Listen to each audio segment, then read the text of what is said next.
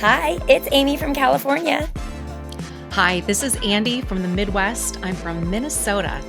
And we're wondering, were you left wanting to hear more from Janet Nudelman of Breast Cancer Prevention Partners after our last podcast episode with her?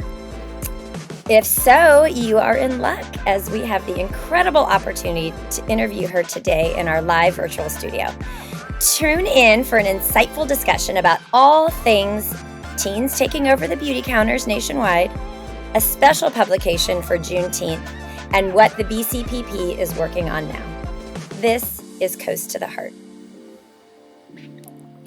Well, welcome back to another episode of Coast to the Heart, your favorite podcast for ingredient safety education and human health advocacy. This is where we dive into negative perceptions and realities and turn them into positive actions. So yes, I am Andy from Minnesota, and I am thrilled to be here this week with my dear friend and co-host, Amy from sunny California. And today we have a very special guest joining us. Yes. In an earlier episode of our show, we shared excerpts from our Day of Action on May 8th, 2024, when we interviewed Janet Nudelman, the Senior Director of Program and Policy for Breast Cancer Prevention Partners. Janet is a passionate advocate for safer beauty and personal care products, and her work has been instrumental in pushing forward important legislative changes.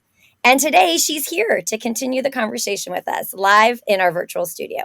Thank you so much for being here, Janet. Thank you. Hi, Amy. Hi, Andy. It's nice to be back. We are so happy to have you here. So let's just dive right into it, Janet.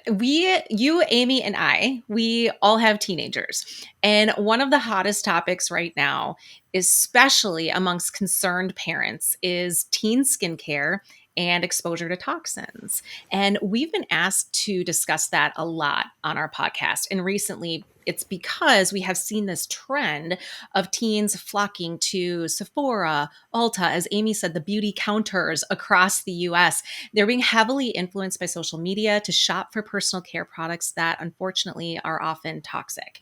So we're wondering, would you share a little bit more about just your thoughts in general on this growing trend of young people just diving in and using more products than they need, and often products that just aren't really good for them and their developing bodies? Yeah, absolutely. This is such an important question, and it is a trend we've been noticing as well. And it's a really worrisome trend. I of course have seen it in my own household with my daughter, who's 14 and a half, going on 40, like dipping into my beauty bag, which is okay because I've got safe products, but she's shopping online and she's doing some shopping that I don't necessarily approve of. But this is why we're worried. The teen years are a critical window of development when it comes to these rapidly developing bodies of our daughters and young girls, where they're especially vulnerable to chemical exposures. And the data is showing that girls are going through puberty earlier than they did decades before. They are, in fact, getting their periods a few months earlier, which we've noticed, but they're developing their breasts a few years earlier. And what that means is that their breast tissue is developing. It's in the process of developing. It's especially vulnerable to chemical exposures, especially endocrine disrupting compounds. And what we know about these EDCs is that they're hormonally active. A woman's risk of breast cancer is directly related to how long she's exposed to estrogen. And EDCs, our bodies don't know the difference between naturally flowing estrogen in our body or chemicals that act like estrogen, right? And some of these chemicals like phthalates and parabens and the benzophenones that are used as UV filters act like estrogen and increase a young girl's exposure to estrogen, thus increasing her risk of breast cancer later in life. So the chemicals in the products are a problem, but the social influencers that are promoting these products are a real problem as well. And we're just starting to grapple with this. We don't have the answers, and I'd love to hear what you think, because these young women, these social influencers, they're paid promoters of toxic products, right? That Mhm. contain chemicals of concern. And that's where these young girls are getting their notions of what they should look like and what they should buy.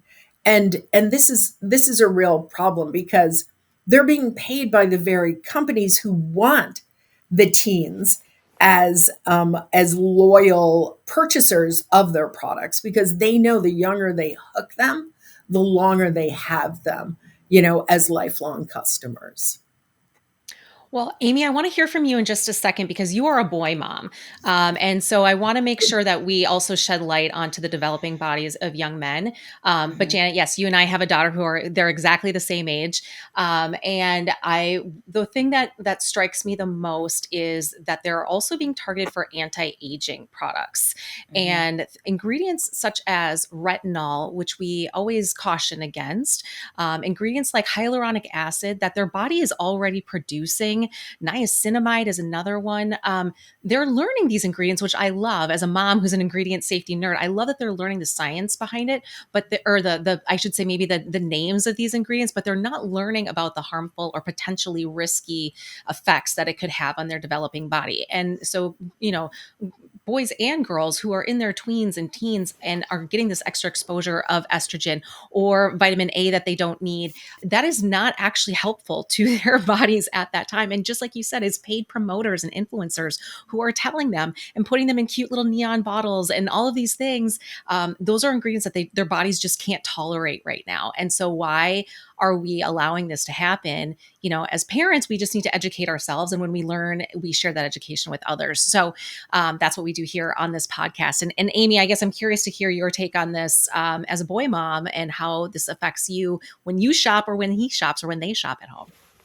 Yeah, well, as we've talked about in past episodes, boys, men still use 9 to 18 products a day. So it definitely is an issue with Sam as well. He's very well aware. I mean, I've been in this space since he was 8 years old, so he knows he knows clean is the way to go.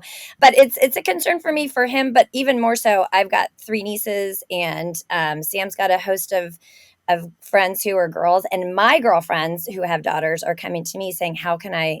What can I do? How can I fix this?" So it does affect me a little bit with Sam, but more importantly, I think it really is a lot of the girls because of this, the early developing breast tissue and all of those kinds of things. Janet, do you think that passage of the Safer Beauty Bill package eventually will make a positive impact in this? Or like, how do we, it's these companies that are paying these influencers to spread their word. Do we go after the companies? Like, how, how do we hold them accountable for this, misinformation or this, stuff that they're spreading it to girls who are way too young for it? Yeah, thank you, Amy. The answer is both. It's a both and. Really, the Safer Beauty Bill package is a suite of 4 bills that were introduced in Congress last spring that are intended to fill critical gaps in cosmetic safety. And they target vulnerable populations, the protection of vulnerable populations like women of color and salon workers, but also young teens. And the one bill in particular that I'm thinking of is the Toxic Free Beauty Act, which would ban 11 of the worst chemicals from cosmetics. And this is a bill actually that was enacted into law in 5 states. And we work at the state level to try to get these laws enacted to generate momentum for federal reform so that everyone's protected. But the chemicals that this bill focuses on are 2 of the worst phthalates, DBP and DEHP, 2 of the worst long chain parabens.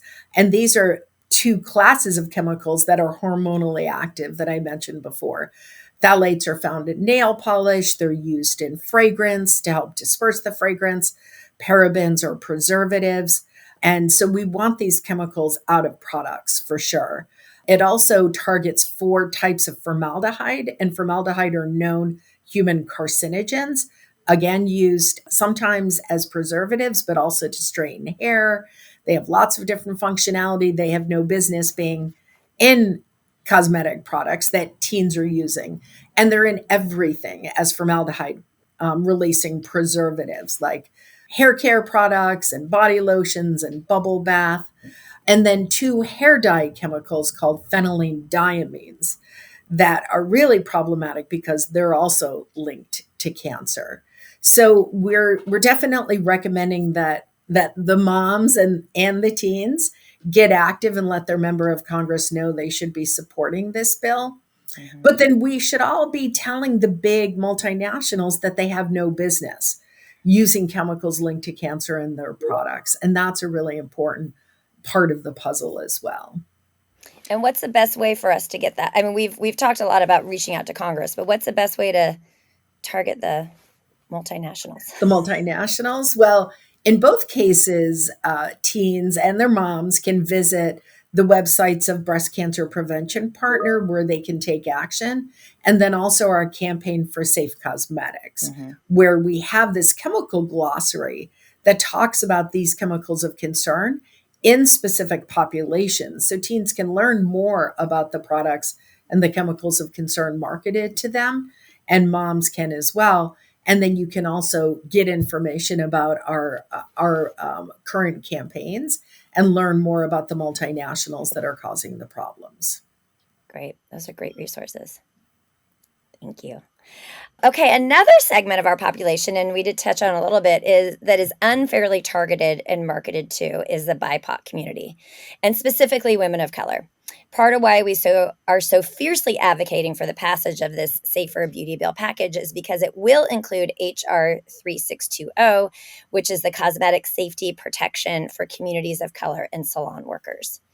In a 2021 interview with Dana Johnson, who's the director of Federal Policy Office of WE Act for Environmental Justice, she shared that, and I quote, toxic cosmetic exposures are a particular concern to Black women because we purchase and use more beauty products per capita than any other demographic and face many health disparities, including the highest breast cancer mortality rate of any U.S. racial or ethnic group. That's why we're supporting the cosmetic safety protections for communities of color and salon workers bill and other bills in the Safer Beauty package. So in the spring of 2024, the Campaign for Safer Cosmetics, which Janet's organization is responsible for, expanded their non-toxic Black beauty product database, which is a robust list of beauty products made by Black-owned companies that are free of toxic chemicals linked to health concerns that disproportionately, I can't say that right, Say it five proportionately, times fast. I know, proportionately impact Black women. Let's talk a little bit about this database, Janet. Can you share your thoughts on why it's imperative that we continue supporting and educating around beauty products and safety, especially for women of color? Yes, absolutely. Thank you, Amy. So, the $100 billion cosmetics industry not only targets young people so they can get lifelong consumers and build that brand loyalty, they also practice what's called racialized marketing. And this is a real problem. They make and they sell beauty products that are more toxic to Black women because the chemicals of concern in those products are more toxic. And this is a real problem because Black women spend about $7.5 billion a year on cosmetics. They buy 9 times more hair care products. There are racialized beauty practices that take place because of the way over the years that Eurocentric beauty standards have been developed. They expect women to have lighter skin and straight hair. And this isn't the case for women of color, for Black women, and it shouldn't have to be the case for them to get jobs or be accepted in, like, social communities. Mhm. So our non-toxic Black beauty project decided to do something about the problem by raising awareness about these racial justice concerns, but also by growing the industry, the marketplace of safer products. So we created this non-toxic Black beauty database where Black women can shop with confidence, knowing that they're purchasing safer Black beauty products. We started this project in 2020, and as you said, we're releasing our second list of non-toxic Black-owned beauty brands, and we publish that list on our website, safecosmetics.org. But we also created this database where women can shop for over 100 non toxic Black owned beauty brands, knowing that Wow. the products in the database are safe because we vetted all of their ingredients for safety against this red list of chemicals of concern that we created 3 years ago.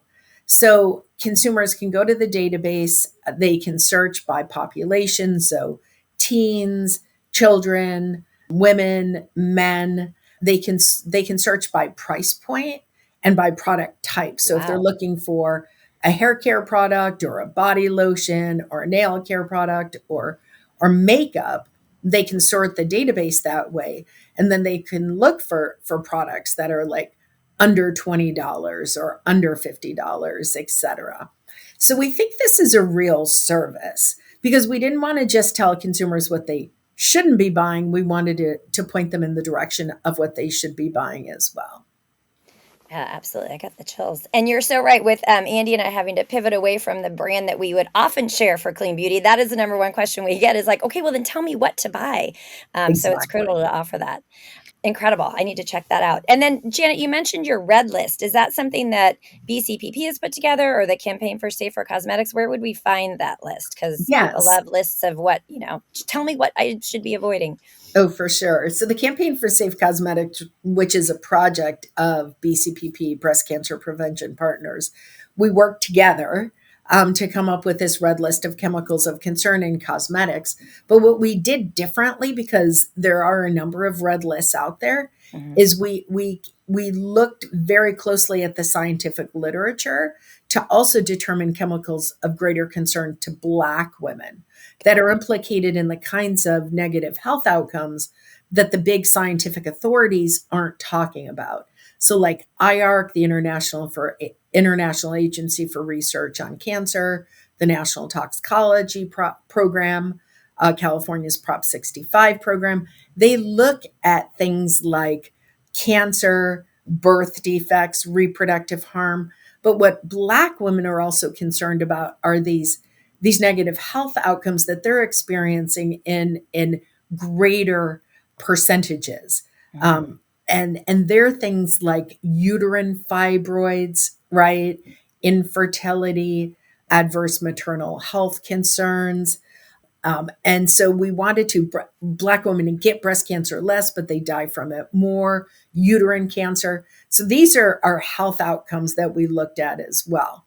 And so our red list contains those chemicals of concern to greater concern to Black women as well. But to answer your question, sorry, that was a long answer. No, it was great.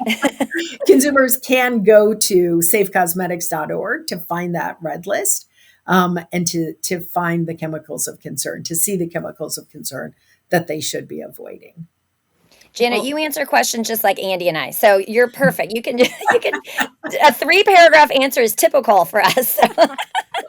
I wanted to touch back on that for just a second because you were going through the red list and talking about chemicals of concern, and going back to the cosmetic safety protection for communities of color and salon workers. I want to go back because you really struck a chord with me again about the salon aspect and the use of formaldehyde. And so first, I want to go back and say, for average consumers, when you're shopping your big box stores, you're never going to see the word formaldehyde on an ingredient list. You're going to see their chemical names like 1,4-dioxane, right? And so again, it's one of those things that we really need to dig deep into what these chemicals are and get them out because they're hidden behind labels like the fragrance label, right? They're hidden behind Right. these other words that the consumer says, okay, I know I should not be using formaldehyde products, or I should be avoiding products that choose to use formaldehyde as the less expensive preservative, but they will never see it on there. And the salon worker piece, I've shared this before. It's important that as a constituent in your community, if you are reaching out to Congress for support, that you share your personal stories. That is what really moves the needle and gets the attention of your representatives on a state and federal level. And, my story is that before my career in commercial real estate, I worked in salon operations for the largest hair salon operator at that time in the US and Canada and in the UK. And in salon ops, my job was to process FMLA paperwork for for the salon workers. So salon workers who had to go on medical leave, that was my job, is to go through and review their cases and process that. And it was just one case after another of uterine cancer, ovarian cancer, and breast cancer. And that was back in the days of the Brazilian blowout, and the hair strengthening and relaxing treatments that were directly linked to those illnesses in salons. So this particular bill is extremely important to me, but it's one of those things you have to keep sharing. You can't just, you can't just. It's easy to want and expect change, but to actually make it personal is the way that we really get that effective conversation going. So I appreciate and appreciate your support in all of that and everything that you're doing. Janet, so the database, of course, we're going to share that in our show notes. We want to make sure that we do that. We'll share the red list. We're also going to share a couple of links for documentaries that we love, and I think we know you love as well. One is called Toxic Beauty.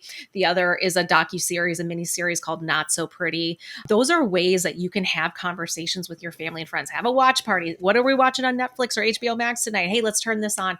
They're very, very well done, and they really shed light on this underserved and under-regulated industry that we are all collectively so passionate about. So for our listeners, Janet, and if they want to know like ways that they can get more involved, we've talked about that, going to Breast Cancer Prevention Partners. breastcancerpreventionpartners.org/take-action is where we usually route them exactly. to. Are there any other things, any other initiatives that BCPP is backing or that you want to share that BCPP is working on that we haven't covered in this chat? I want to make sure that we give you time to share that spotlight. Well, thank you both for raising the Safer Beauty bill package and where people can find out more about it and where they can take action to send a letter to their member of Congress asking them to co-sponsor and support this important bill package. So that's really important. The other thing that we do is we get active on state legislation, as I mentioned, in order to generate momentum for federal reform. And we're working on a bill right now in California called the Toxic Free Medical Devices Act. And it's not about cosmetics, but it's about a chemical that can be found in cosmetics that I mentioned earlier, DEHP, that's also used in IV bags and tubing. And see, this is what's so problematic is there's about 80,000 chemicals that have been introduced in commerce, but very few of those chemicals are actually regulated the way they should be at any level in consumer products like beauty and personal care, in cleaning products and toys, but also in medical devices. And so this chemical is used as an industrial plasticizer in PVC plastic, but it's also the major component of IV bags and tubing. It can be found in IV bags up to 40%, in IV tubing up to 75%, and it's not a stable molecule. So it leaches from the IV bags and tubing into the medicine being transfused into patients. And this is a real problem because it's been linked to creating drug resistance. And in the case of chemotherapy, when it's chemotherapy that's being transfused into a breast cancer patient, it actually stops the chemotherapy from killing breast cancer cells. It's like so unbelievable. And it creates drug resistance in tamoxifen. So it stops tamoxifen from helping to again prevent the breast cancer from coming back in the breast cancer patient.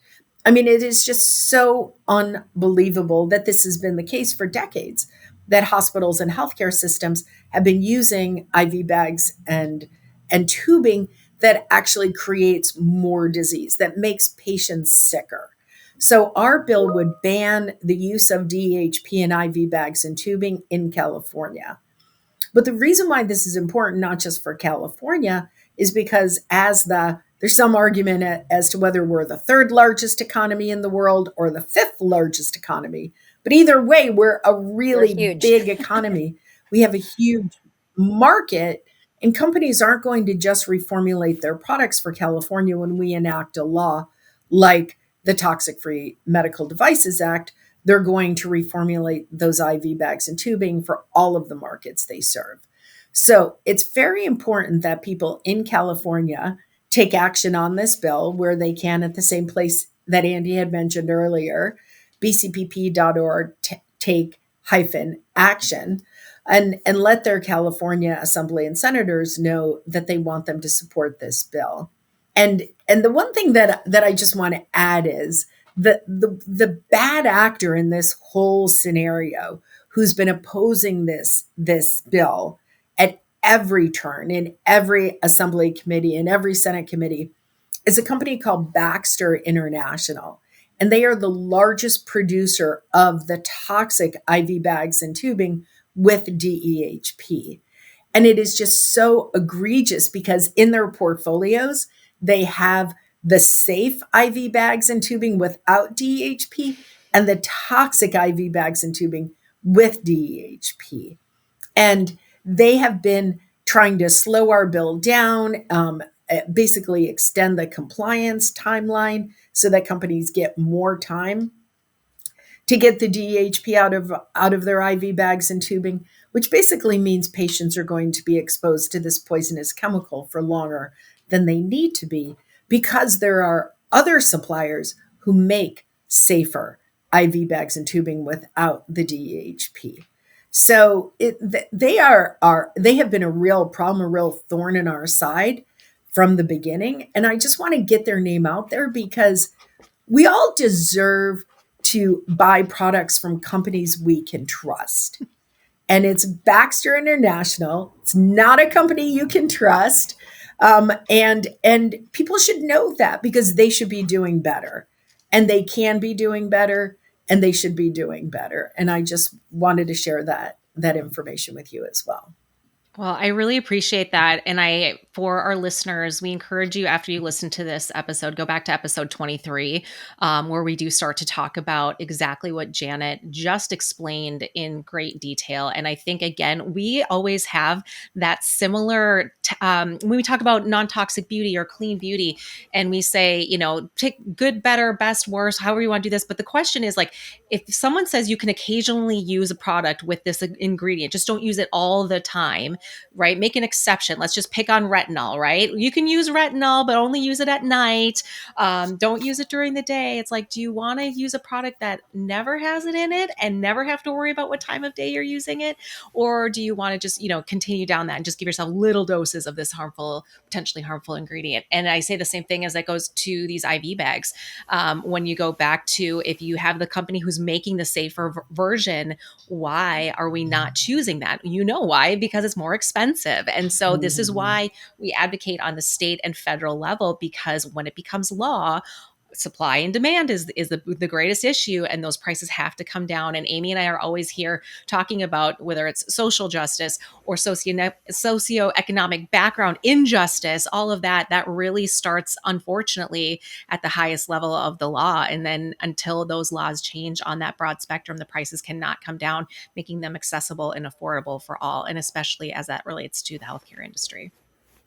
Yeah, when you first enlightened us about this issue on our day of advocacy, we were all like, our jaws were on the floor, and it's kind of the same now. But I don't know if you guys, I don't know how often I feel this like fire in the belly thing. But while you were talking, Janet, I literally was like, felt this fire in my belly, and it was like coming up. I mean, my cheeks are even red. It's like, I just want to go out there, and especially when you mention the name of the company, and bang on their doors and be like, what are you doing? It's just, it's mind-boggling, but it's so amazing to know that our voices can make a difference. They already have in so many ways, and I just feel so much more empowered. Well, and you too, I just love your podcasts, and I love the great work that you're doing as advocates, because you're so smart and you're so articulate, and you understand that we have a number of tools in our toolboxes as consumers, and one is to buy the safer products and grow the marketplace of safer alternatives through our consumer demand for non-toxic products. But that at the end of the day, we can't shop our way out of this problem. We Right. all need to become advocates. There's the personal, but there's also the political, side of the equation. And by demanding companies be more accountable to us, make and sell the safer products, That's a piece of the puzzle, of course, but we also need to advocate for laws that protect all of us, that tell these companies that they can't use the toxic chemicals in the first place. Because I always get asked the question, why do companies put cancer causing chemicals in their products? Why do they do that if they know that they're problematic? And these companies, Baxter knows that DHP leaches out of its IV bags and tubing into the medicine being transfused into patients. The scientists have known this for decades, and the companies have known this for decades. And the reason why they use these toxic chemicals is because they can. It's a simple answer, but it's just so, when you think about it, like just so huge, right? They simply can, and until the laws tell them that they can't, they're going to continue to poison patients and people across the country. That's so crazy. I love your, I'm going to coin that. We can't shop our way out of this problem. I love that. I'm going to use that again. Well, thank you so much, Janet. I mean, as was last time, I feel like I literally could talk to you for 2 more hours. So we're definitely going to have you back. But thank you so much for sharing your insights and the incredible work that BCPP is doing. To our listeners, thank you so much for tuning in and supporting the Safer Beauty Bill package. We will continue to share how you can do that. If you haven't already, please take action by contacting your representatives, voicing your support for the important bills. Also, this medical device bill. If you're in California, you're going to be hearing from me, your fellow Californian. But together, we can make a difference in promoting safer beauty for all. Thank you again, Janet. We can't thank you enough. I mean, this has just been so wonderful. I feel like you're one of our best friends. Until next time, you guys stay informed and stay beautiful. Thanks, Janet. Take care, everyone. Have a great rest of your week. Take this knowledge and share it far and wide.